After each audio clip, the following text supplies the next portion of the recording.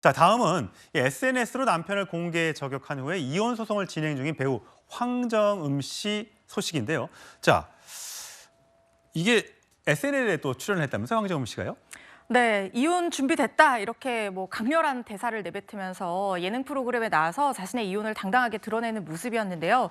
사실 그 이전에 이미 자기 개인 SNS에서 남편 사진을 올리면서 남편의 어떤 유책 사유, 좀 더 구체적으로 말씀드리면 외도 사실을 암시하는 듯한 얘기를 사실 직접적으로 언급도 했습니다. 그런 얘기를 하면서 이 자기의 어떤 이혼 사실을 먼저 알렸었거든요. 근데 그때 이 SNS에서 했던 말들을 그대로 예능 프로그램에서 대사로 다시 읊기도 했었어요. 글로 보여주는 것과 사실 말로 직접 하는 건 좀 차이가 있을 텐데요. 그렇죠. 그리고 내용들이 굉장히 이제 직설적인 부분들이 많아서 그게 뭐 어떻게 보면은 굉장히 당당하게 여겨질 수도 있지만 일각에서는 또 혹시 법적인 문제에 추가로 휘말리는 게 아니냐 뭐 이런 얘기도 나오고 있는 상황인데 어쨌든 본인은 저 예능 프로그램에 나와서 뭐 예를 들어서 꽁태형식을 빌려가지고 자기가 했던 말을 그대로 읊었다는 거예요. 한 번뿐인 결혼식 성대하게 하는 게 좋겠죠라고 말하면 결혼식 성대하게 하면 이혼도 성대하게 해야 된다.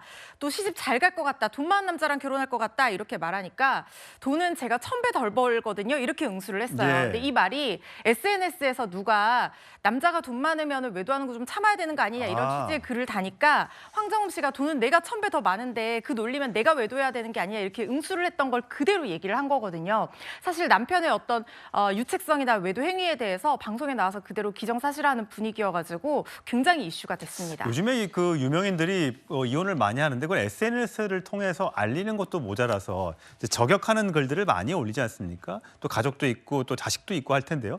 저런 것이 나중에 혹시 이혼 소송에서는 뭐 불리하게 유불리는 어떻게 됩니까? 순간적으로는 시원할 수 있겠지만 법적으로는 상당히 불리한 상황에 처하게 될 가능성이 높습니다.